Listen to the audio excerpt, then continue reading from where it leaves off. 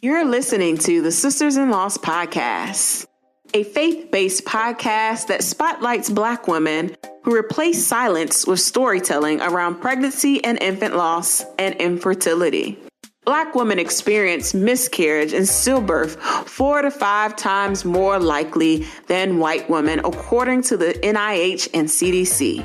Whether you've experienced a miscarriage, infant loss, stillbirth, are trying to conceive, or have an infertility diagnosis, you will learn about resources and strategies to heal, gain clarity, peace, hope, and find an empowering path forward after loss.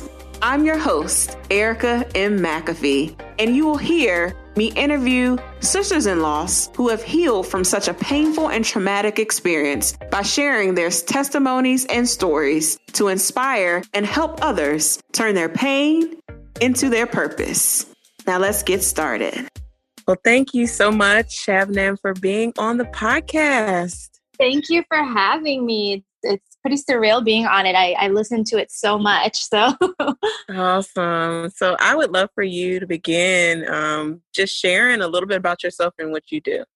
Sure. I just finished my PhD in psychology about a little over a year ago. And so I was working part-time as a professor teaching at local universities. And now I'm going full-time as an assistant professor of psychology at a local university. And so I provide mental health as an unlicensed psychologist under supervision, and I teach courses in psychology. Other than that, I am a believer, daughter, sister, wife, and love to hike, travel, and I am originally Persian American descent.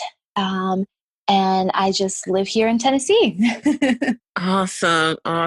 With me and Shabnam met up when I was in Tennessee. It was probably around this same time last summer. Exactly. We're recording this episode, so it's been a full year. How amazing is that? It's pretty crazy how time just flies. And it was around this time. I remember it was summer because I had a dress on, and and it was actually, it's funny, it rained here today and it was a rainy day then. Yep, it was. And the sun had came back out when we met up for dinner. Oh my gosh, This is such a full circle. It really is.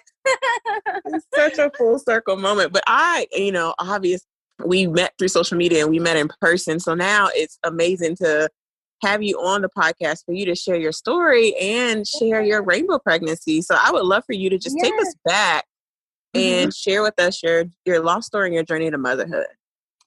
Yes. So my journey into motherhood started as a beautiful surprise in 2018. So I think it was around April of 2018 when we found out we were pregnant with our first ever pregnancy. So first ever experience, first ever positive test, all of that. And, just like any typical couple, we were, my husband and I, very excited, just kind of those typical nerves, but excitement. And I made my typical appointments. I already had an OBGYN for just, typical visits, and, kind of went in and heard that beautiful heartbeat, and everything was really typical. Nothing out of the ordinary, and the development continued wonderfully. And before our 20-week, time that they tell you what you're having, gosh, I can't remember what it's called, anatomy scan. Before that one, we even did the whole 4D visit where we got a bunch of ultrasounds on our own. We got a little hippo teddy bear kind of thing with the heartbeat inside of it. They give you this little cute stuffed animal with the heartbeat of your baby inside of it at those places. We got a bunch of ultrasounds, super excited, first time couple. And sure enough, around July of 2018, so 2 years ago, we had our gender reveal. We, just had family and friends over, found out it was a beautiful girl, announced to everyone that we were having a girl. She was going to be, and is technically, the first girl on both sides of the family. So, of course, both sides were really excited. My sister has 2 boys. His brother has 2 boys. everyone was just thrilled to hear that it was going to be a girl. And then fast forward to August, again, had my anatomy visit. And 2 weeks after my anatomy visit, almost 3 weeks, it's crazy. I defended my dissertation because I was still in my PhD program at that time. And 2 days after I defended, I was unknowingly in preterm labor. So, the only out of the ordinary aspect of the pregnancy was that some hip pain and some back pain. But, the nurses, the doctors, they normalized it and just said, put something warm on the safe areas, take a Tylenol if you want, take it easy, that kind of thing. So for me, I had gotten used to that back pain and I'd never been in labor. So I had no idea, what labor pains are like or, what they even feel like. I had heard they're like cramping, but interestingly, my labor ended up being all back labor. So unknowingly, I was in labor with back pain at work all day. It was a Friday, August 10th, and 2018. And until that evening, when I went home, it started to get worse. And that's when I knew that it wasn't okay. So I was telling my husband, this doesn't feel right. This is not your typical pains. And so next thing I know, it was very creepy. As soon as I said that, I started to notice that I was also bleeding, and it went not spotting, but actually bleeding. We called the doctor, go into the hospital. I was still hopeful. I thought, okay, something must be going on, but they'll take care of it. And really from that first nurse's face, I knew something was wrong. She immediately, she checks me. She checks the baby's heartbeat. It was there. Everything was fine in that regard. And then when she does the manual check of me, I could just see panic in her face. And I thought, wow, okay, something is definitely not right. Then they roll me out of whatever room I was in at that time into another area of the hospital. And, from there, it was just, for lack of better words, just a nightmare of dealing with labor and them kind of telling us that at that point I was completely dilated, and due to fear of infection, it was interesting because I was in a hospital and I was dealing with medicine and doctors and nurses. But the most profound thing that one of the doctors, who ended up being my OBGYN that delivered my beautiful rainbow, she said, we're just going to let nature take its course.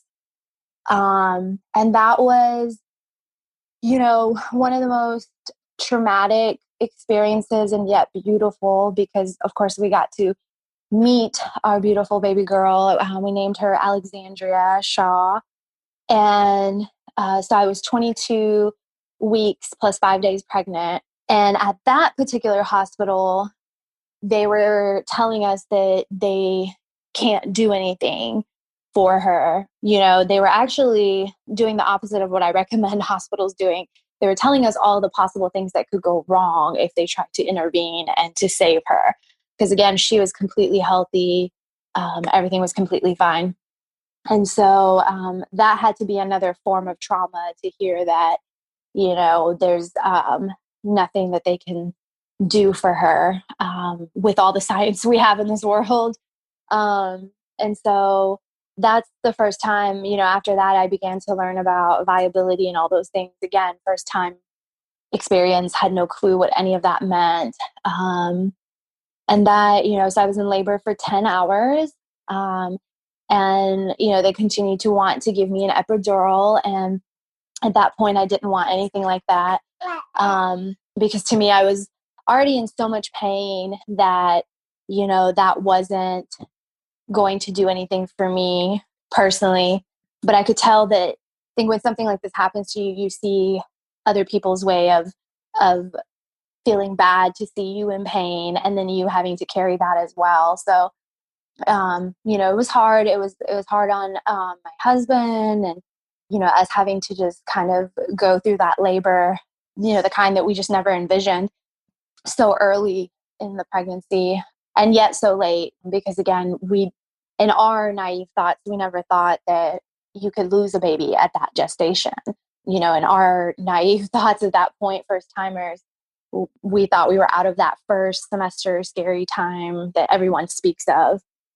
So yeah, so she was born at 5:22, August 11th, 2018. She gained her wings with about an hour and a half of being with us. It was an hour to an hour and a half of being with us. And that's her beautiful story.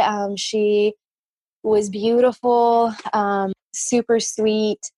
And the beauty was meeting her. And the pain was, of course, having to let her go in such an unimaginable way. So fast forward to, kind of that postpartum visit of trying to figure out what's going on. I think what was, the trauma just kept coming. Everyone in the hospital was great after that. They knew what happened. We even had, I think one of the neatest things was they brought clothes. They brought her to me when I asked for her. And they even brought a photographer to photograph her. And that was really touching. She did that for free. They do it for all the newborns, but they offer it as like a package. And I thought, wow, that is amazing. And of course, the photos are difficult to look at. However, I think that that's something that all moms, mourn and yearn for, is to have photos of their babies. So to be able to have that. And of course, during her delivery, being the mom that I am, and even in the pain that I was, I did ask for my husband to take photos as well. And I'm so grateful, as painful as it is, but she was living in a lot of those photos. And I'm so grateful to have those pieces. And, they gave us folders, grief groups, things like that. One nurse was amazing. I think the other impact of continued trauma was, then they're trying to explain to me, again, something that we never thought about, never having a miscarriage, you don't really think about or deal with first trimester. And this is an infant loss. They don't even, I think after 20 weeks, they don't call it a miscarriage. They just call it infant loss. Is, them trying to coach me on my milk coming in and how to cope with that. And so it was a lot. And then surely enough, weeks later, planning a funeral that we had never envisioned. Who thinks about things like that with their children? So yeah, it was quite a bit of an experience for our first time. And we definitely struggled through it all, but that is our pregnancy story. Yes, I'm so happy you shared. And then I love the fact that the hospital offered pictures and those extra memories that you just don't think you may want or need at the time, but they do it anyways, because you can't get those memories back. So you just can't get those memories back. So I love that you do have something that you can go back and refer to whenever you're feeling, those you just want to just revisit the pictures because your baby was here. I would love for you to share just how those few months were, after the funeral, after you had your memorial. How were those next few months for on your grieving journey? And then, medically, what did you learn about your body and what were your next steps on your process? Yes. So we held the funeral. And when I was a child, my brother unfortunately passed away in a tragic accident. So we actually buried her with him. We used his tombstone. So we know she's with her uncle. So after having that very intimate ceremony with our families, we actually had no intentions of having an actual funeral. It was too painful. But one thing that our family members were really amazing at is continuing to share with us that, that was my niece, that was my granddaughter.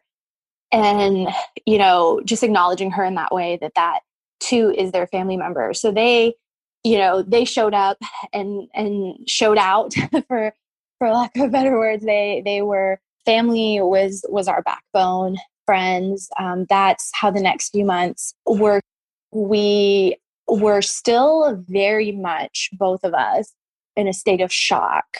I don't think that you can process something like that quickly, or even I think it's hard for us to process. So really how the next few months looked were us sitting at home. We took time off from work, and of course our colleagues and our supervisors were very supportive and devastated. They were all excited. Again, we were going to be these first-time parents, and we were, but not in the way that anyone had envisioned. And so, everyone was just incredibly supportive, and I think for us, our families, brought us meals, and it's, that's kind of what you envision when you have a baby, but not in this way. Now it was kind of like this grief meal type of train, but they, never really left our sight. Or our sides really, we definitely had people say the wrong things. I think something that I truly learned from the experience is that what people share with you has a lot more to do with them than with you. I had a family member hold my hand in the hospital, a relative, thankfully not immediate family, but a relative say something along the lines of, you're young, you can have another one. At least you can have another one. And I was in the hospital bed just looking incredibly even more traumatized. So those kinds of comments unfortunately came. They were very much so cushioned with the kind comments of others that did say supportive things and really, or had no idea what to say, and just sat with us in our pain.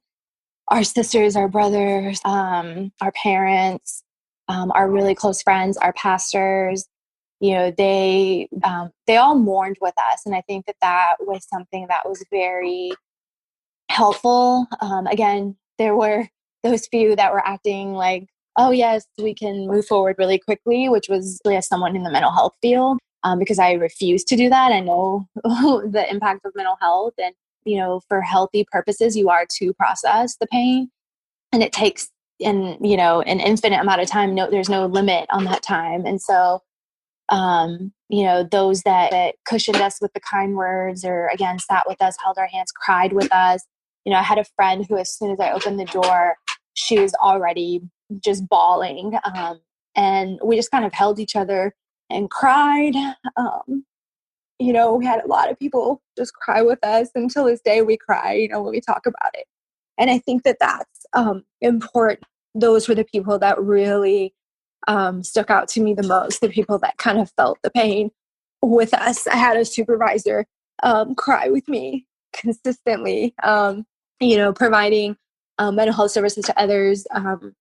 In supervision, we would make sure I'm taken care of so that I could do that, and ethically. And so one thing I really valued about that supervision experience, at work, is that she gave me a safe space to grieve. And as a mom and as a human, she would, share those tears with me. And when she didn't know what to say, wouldn't say anything, and just, acknowledge that, there are no words. I think that's one of the great things you can say, because, there truly weren't. I think something that stood out at the hospital was again, that great nurse that, she was just such a coach kind of nurse, wanted to make sure no one harmed me, and was very protective, and checked on me. And her name is Gabby. I'll always remember her.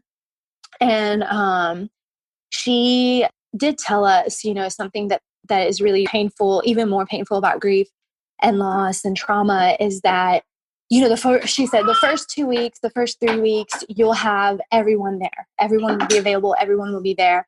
And she said the hardest time is those months after, when everyone is gone and it's just you. And she was absolutely right. Again, we are blessed enough that we live by our family.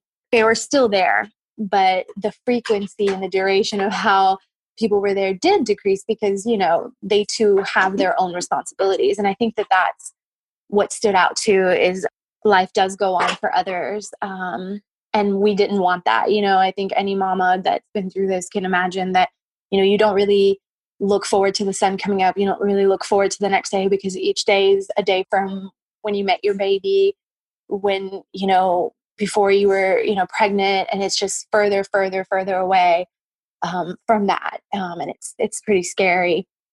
But we read a lot of books. Our faith took a big hit. We were both very, we were angry.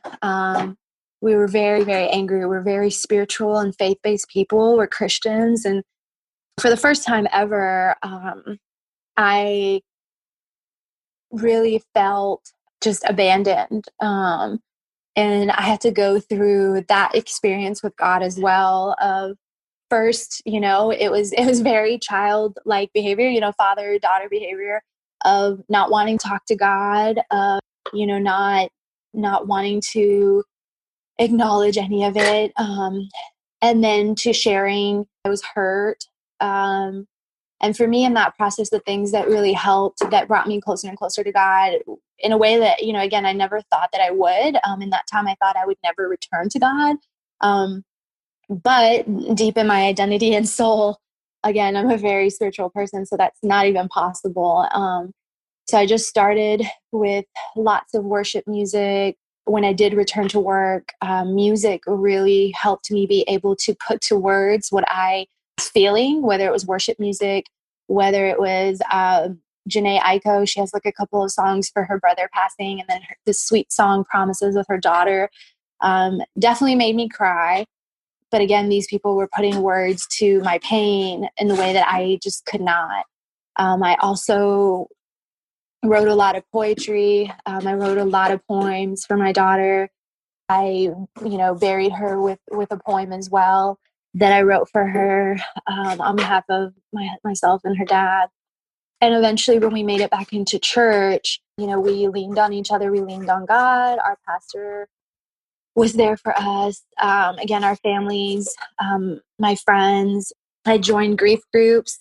I definitely recommend that. That it takes away a bit of the isolation. Not everyone, of course, had the same story as me, and I had to be open to that because they understood this is kind of a lifelong mourning experience. It doesn't just go away the way that maybe others who have not experienced it think, because it's a different type of grief. It's a disenfranchised type in our world and culture. And so that was really important for me, having that safe space. We had the hospital provided that, and so did my OBGYN's office. They provided this local counseling spot that had free grief groups. They still have them. They still host them.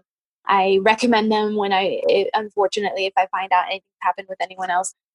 They even have a dad's group. And then your podcast. I listened to your podcast on the way to work. I had back then quite a commute, about 45 minutes, and I would just listen to these stories of women and couples that unfortunately experience loss. I think for me, stories are really, really significant because, again, they take away that isolation. And I really connected with so many women on your podcast.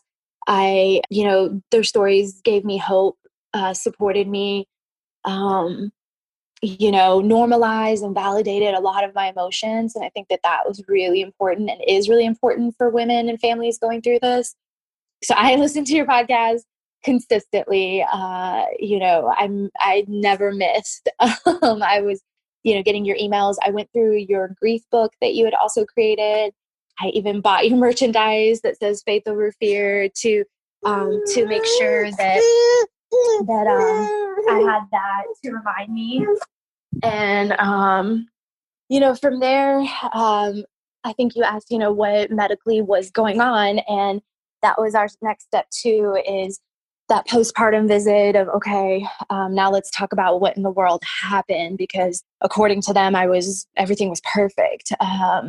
So the only medical pieces that stood out to them were I had a few fibroids, and they originally my OBGYN at that time had said that she has them. Many women have them and deliver perfectly. My sister has them. My mom has them. She has babies, and she was like, yeah, they're just hereditary and they're there. But never once mentioned that they could ever contribute to preterm labor. So then when we did go into preterm labor and everything happened, we're at that postpartum visit consulting with her, trying to figure it out. And in that moment, she basically said, I think it's helpful for you to see a specialist. So they sent me to two specialists. One was about the fibroids to see if that really did contribute or not. The other was a maternal fetal medicine doctor, so a specialist for high-risk individuals. And he did become my doctor for my rainbow baby. And he was amazing. And he was very honest with us. He, of course, was very concerned and sad to hear what happened, and was so sweet to say, I'm so sorry. And then listed about 7 theories, 6 to 7, I believe. He brought a list that he had written about 6 to 7 potential theories of what he thought may have happened. And he said that, honestly, it could be any which one of these. And I think that was really scary to us, that they really had no idea. So fibroids was on that list. A few other things were on that list that I really can't remember. And one thing that stuck out to me that I then took in my own hands and started doing a lot of more research about was what they call cervical insufficiency or incompetent cervix. I like cervical insufficiency because incompetent cervix is just like miscarriage is a terrible term to me. He agrees. And, he said that we don't know if this is for sure what happened, but that, there's the potential that this could have been it. He did not think that, the fibroids were really a thing, for me at least. But then we went to go see the other guy. He too was really sad to hear what happened and was trying to help. And he did think, after getting some ultrasounds, he recommended having a myomectomy, which is a procedure to remove the fibroids. He was not able to say that, yes, this is exactly what led you into preterm labor. Again, no one had a clear, direct reason or, medical reason as to why my body went into preterm labor. And actually, the maternal fetal medicine doctor said that is one of the biggest areas of research that they're still lacking, is why women go into preterm labor. There are several factors that he mentioned that contribute, but there is no direct reason that they can say, yes, this is why. Obviously, things like stress and genetics and certain other pieces can contribute, but again, nothing was 100%. So at that point, I started to do a lot of my own research. I'm a researcher in my field. I was working on my PhD. So I looked at this sadly as dissertation part 2. And I just started using the internet as my tool and reading articles, like medical articles, and getting on social media, connecting with other mamas, again, listening to your podcast and hearing other stories where, made me curious, like, wow, this is a really similar story to mine. That's around the same gestation that happened to me, and more, I started to realize that it very well could have been a cervical issue, or a fibroid issue. So because I was aware that those two pieces, could have been it, I then started to connect with moms that were raving about this guy named Dr. Haney in Chicago. And so, I started to ask them, why did you go to him? What's this about? I connected with the Abby Loopers group, which is an amazing resource for any mom considering or wondering if this is, what happened to them could be this, is that group Abby Loopers. I even met a mom with like the same, Persian background, same similar situation, first-time pregnancy and fibroids, and, questioning if it was her cervix too, I think she was maybe 21 weeks when hers happened. And so then, these individuals had gone to Dr. Haney, There's also these YouTube videos that I watch with a couple moms that had gone to Dr. Haney, had similar stories. And I think it took this one mom who had created YouTube videos that I watched hers and kind of watched her face and listened to her. And I thought, okay, so this happened to her the first time. Then the second time, they basically told her kind of similar to me that, oh, could have been this, could have been that, but we don't really know. We just recommend having a second pregnancy, and we'll do this, this, and that. Not really having kind of a clear plan, but just saying things like this happen, but it should not happen again, I guess is what they told her. And sure enough, it happened to her again. And so hearing, gosh, I just thank them so much for putting their stories out, because hearing them, that's when it hit me. And I prayed, of course, a lot. And I prayed together. And we could not fathom something like that happening again. It broke our hearts that it happened for other families. And we were terrified of that potential. So then with the research, we noticed that with a transabdominal cerclage, which is what Dr. Haney performs, an open one, and he performs those pre-pregnancy most of the time. It's a more reliable form of a cerclage. I think there's a vaginal kind you can get, which is called TVC instead of TAC, TAC. And that's when you are pregnant and they go through in the vagina and put the stitches in. And again, that's to protect your cervix. But the rate of success with those was lower or had more, I guess, like issues, like, more hospitalizations for preterm issues. I knew that basically spoke for themselves for the tag. And then the rave reviews of Dr. Haney. Of course, there's some outlier stories that we had to pray about. We did hear about some stories not being successful with a tag and people still having issues. But what stuck out to me about Dr. Haney, after we visited this other specialist about the fibroids and him recommending a myomectomy, is that Dr. Haney also performs those if he has to, if it's relevant to your case.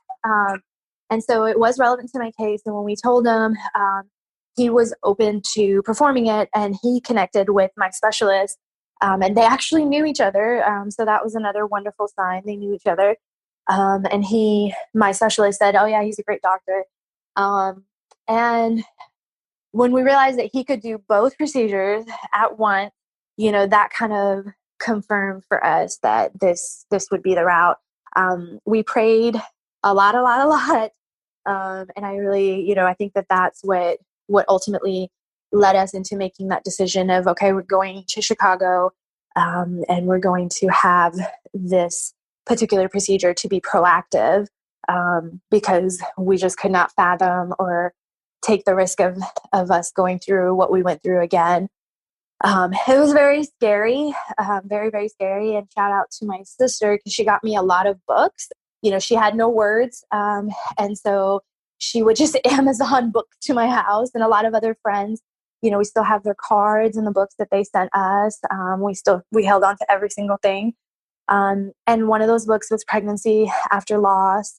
And I did read that, and that helped me kind of prepare my mind around, what was going to happen, and, the risks and just the scares of all of that. And so I think it was November of 2018. So the same year, months later, for insurance purposes, we went ahead and did it that year, which again was really scary, but we were led by faith, after much prayer and counsel. And so we did it. We flew there, and then I got the TAC and the myomectomy, and came back, changed my OBGYN, which I recommend if at all that's an issue for anyone. I read about that in the Pregnancy After Loss book about, to feel empowered to do that it's your right to do that. And sure enough, I did that. And one of the best decisions I think I've made. And so I returned. I had a checkup with that OBGYN. Thankfully, I was healing okay. And both doctors, Dr. Haney and my OBGYN's office, said that, you can typically wait about 3 months. And if you want to family plan after that, then you can, I think, safely do so. At least that's what they told us. I'm sure every case is different. And so we did, prayed and prayed and prayed. And sure enough, we were pregnant about 4 months after the procedure. So got the procedure late November 2018, and we were pregnant by March 2019. And and that was probably one of the scariest pregnancies of my entire life. I think I take pregnancy very differently now. It's beautiful, it's a privilege and a blessing. And so I hold it very sacred, more than I think I ever did. And yet it scares me at the same time. And so I prayed a lot. And actually, when I was listening to an episode of your podcast, there was a woman who went to Dr. Haney herself after, unfortunately, she had a few losses, I think at least one or two. And she talked about manifestation and how she manifested with her writing down her wishes and with prayer. And I did the same thing. I wrote a note in my phone, just like she had. I don't know if she did it in her journal or her phone. And I wrote down exactly, I will have a healthy pregnancy, baby, every specific detail, delivery, all of it, every specific detail. And it's crazy to look back at that note because November 1st, 2019, full term, healthy pregnancy, no issues. Thanks to God. Quite a miracle happened, and we have our baby girl, Faith. So I gave birth to Faith on November 1st, 2019. That was our journey. I did have a high-risk pregnancy, and I did, see a maternal fetal specialist. And I switched my OBGYN and saw her consistently. I had more frequent ultrasounds, and they closely monitored me, which I recommend if you can do that. I also had to, I think they recommended, and I opted to get progesterone shots as well, which they had shared with me. The doctor had shared that there was good research on that, on preventing preterm labor as well. So of course we were all for that. But other than that, everything was very typical pregnancy. So very grateful for that experience, very grateful to be here to share this story, and to hopefully give someone listening some hope like your, other interviewees gave me. Thank you so much for sharing all of that. I think that it was you went through so much detail on going to see the doctor in Chicago. I'm happy that you touched on that because a lot of women who don't know what their miscarriages were from end up getting looped into Abby Loopers, and he's always highly recommended. And I want to say, I know another 2 women in the Sisters-in-Laws community on Facebook also recently went, right before COVID, to get their TAC done. A lot of people are, just planning for families and want to make sure that they are in a good place, and at least they have that part taken care of, and they can think about what that next step looks like on their pregnancy after loss. So remember when we met last summer, you were just about to hit that milestone. So and you shared with me, the milestone around around the same time that you had lost your first daughter. How did the rest of your pregnancy go? Were you still feeling anxious? Did you have any fears throughout the rest of that pregnancy after you got over, that 22, 23 week time period? Yes. That's so true. I think it was right around that time. I think I shared that with you. That's crazy. We made it to that date. I would love to say the rest of the pregnancy was without fear, but for me, it was making it to the 3rd trimester. That was what was really, because in my first pregnancy, I'd made it through the first, I'd made it halfway through the second, and actually almost all the way through the second. Or at least to that 24-week viability. So I think for me with, my pregnancy with Faith, when I made it to 24 weeks, I felt kind of a sense of relief, but I was still hanging on until that third trimester.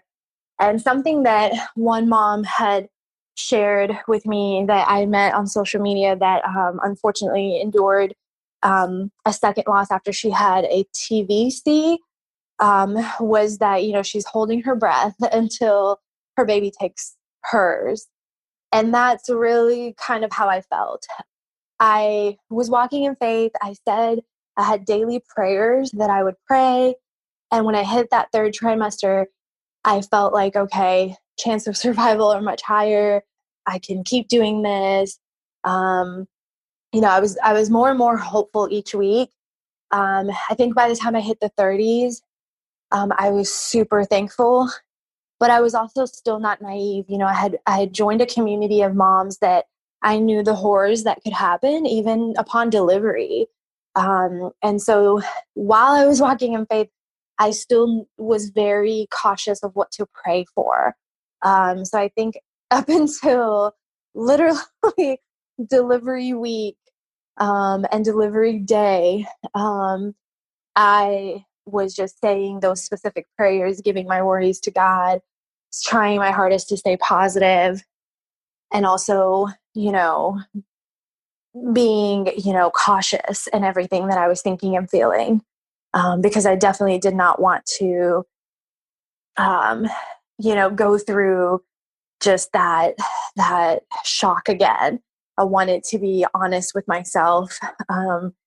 But God was just so amazing. And I prayed for so many signs, and I looked at every rainbow so just with, those big eyes, those all eyes of just believing. So I think prayer really got me through. And thankfully, the rest of the pregnancy, each visit when we would hear that everything is fine, everything's okay, we were just, glory to God. We were just praising and hanging on till delivery day. So what is motherhood after loss for you now? Like, what is it like? Was it everything that you thought it was? Especially now, we are in this COVID-19 during this time of uncertainty. Yep. How has it been for you? Oh man. It's been beautiful. It's, a blessing. I think I pinch myself still, 8 months later, I probably still will until she's 18, wow, she's here, and she's real. And this, everything still feels incredibly surreal some days. And I think, motherhood after experiencing loss and having an angel baby is a really sacred type of motherhood. I would argue, I don't know any type of other motherhood, so I would argue that, I'm just so grateful for each moment, and I really embrace and hold on to every single moment, every single milestone. I pray for her very differently than I think potentially that I would have had I not experienced what I had experienced with my first daughter. And I just am so grateful for her. I probably put too much pressure on myself, like every mom. And I think it's a really difficult type of motherhood too, because you potentially worry more, because you tend to think of the worst, even though you don't want to. I know every mom does that, and so I would say that maybe lost moms or angel moms, we maybe do that more. I don't know. And so because of that, sometimes I have to really lean in on God and my family and my husband, and not be so hard on myself, and not be so negative or things like that, and just be filled with hope, and be filled with faith. We named her Faith for a reason. And so it's a beautiful journey. I'm definitely a different type of mom. And I think I'm grateful for that.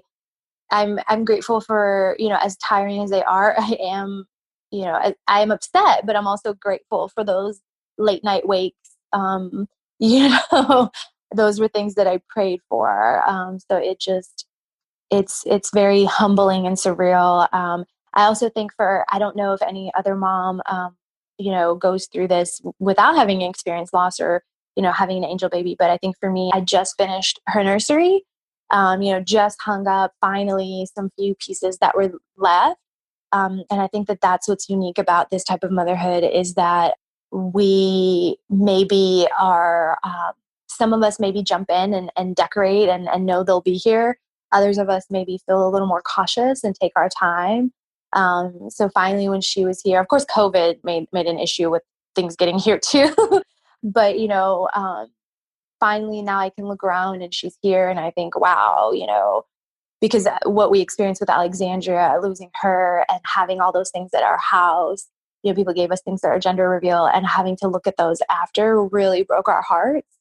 And, some of those things we hung on to for hope and others I gave away or I just didn't want because it was too heartbreaking.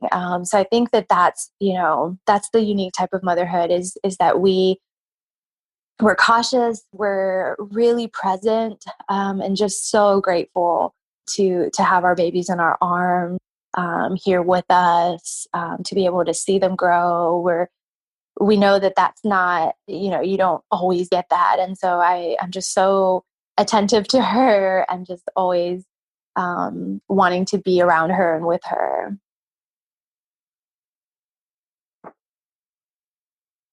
I love that. And I love the name Faith. It's so fitting for your journey. Oh my gosh. Yes. So I would love for you kind of already shared some other resources and tools that you've used to help you on your journey.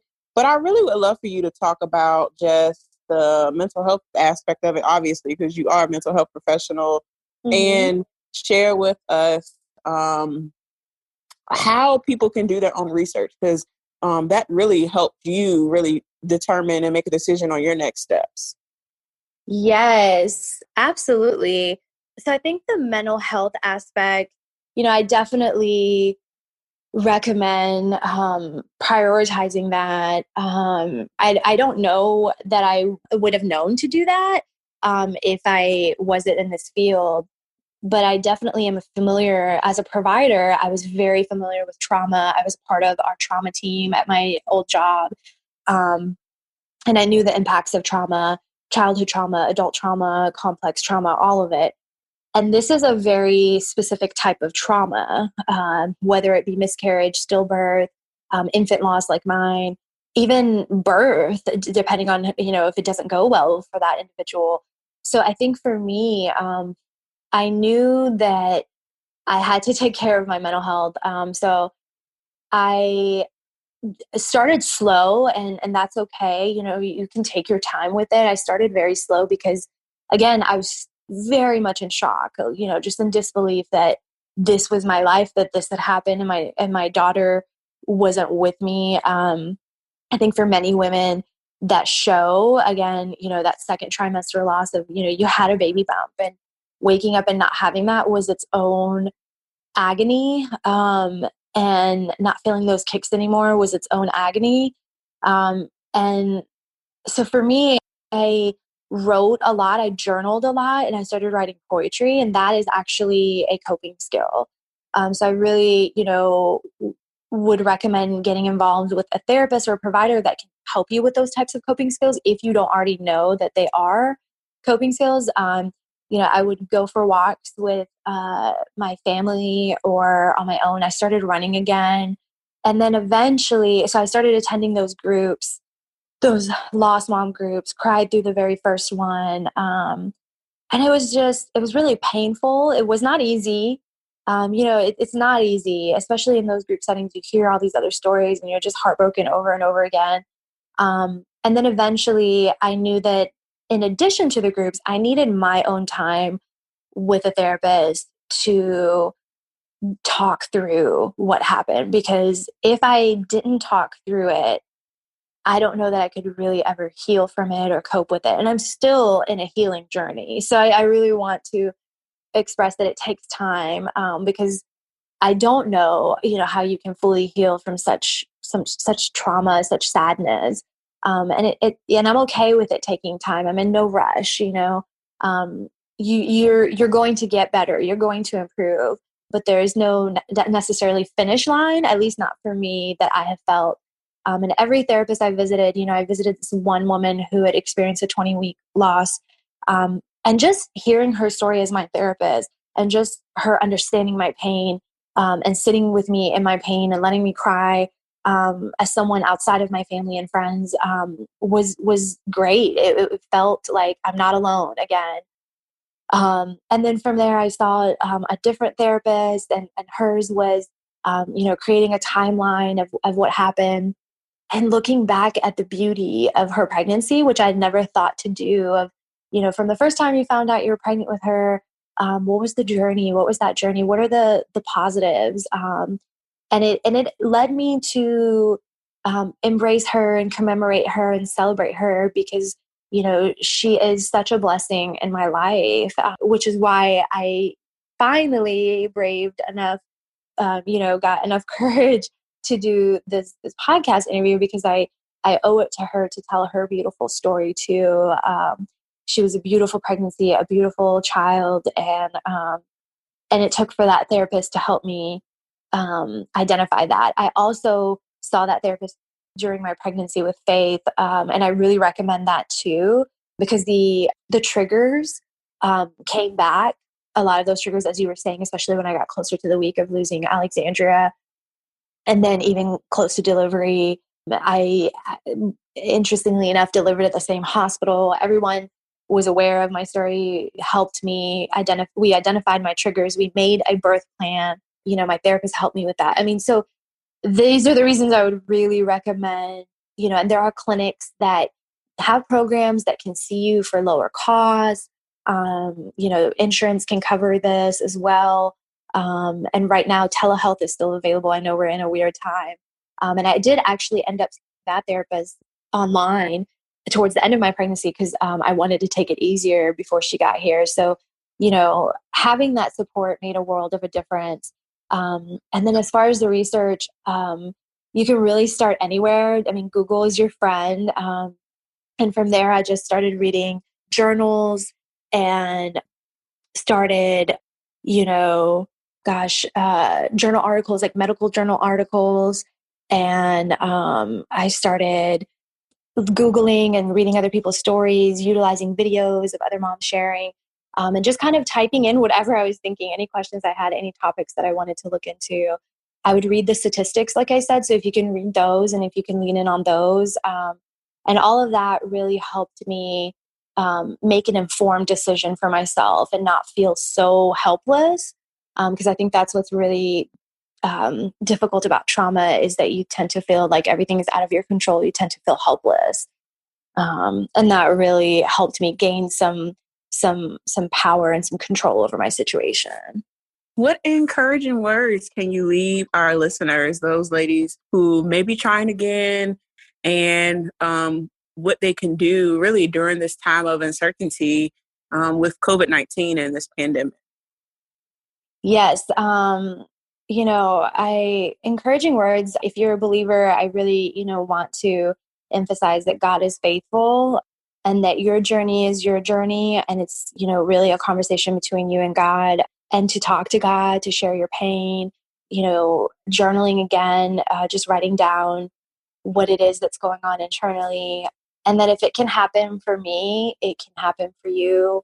For all the mamas I would listen to on your podcast, again, it really helped me realize that, as scary as it is, to keep trying, to not give up on your dream of becoming whatever type of mom it is that, you want to become, whatever type of journey it is for you. It's not easy, but, to not give up on your dreams and to keep your eyes on that vision that you have, whether you make a vision board, whether you manifest it, whatever it is, just stay focused. Know that you're not alone, and just don't give up. Thank you so much for sharing your story and sharing your light. This is such a great way to connect back with you. Yes, you too. Thank you so much for doing this and continuing to do this and all the work you do. We really, as a community, need you and appreciate you. Thank you for listening to today's episode. For show notes, go to sistersinloss.com to stay connected with us and join the Sisters in Loss community and receive my weekly newsletter, please go to sistersinloss.com/newsletter. That is sistersinloss.com/newsletter. Please rate and review this episode, and I will talk to you next week.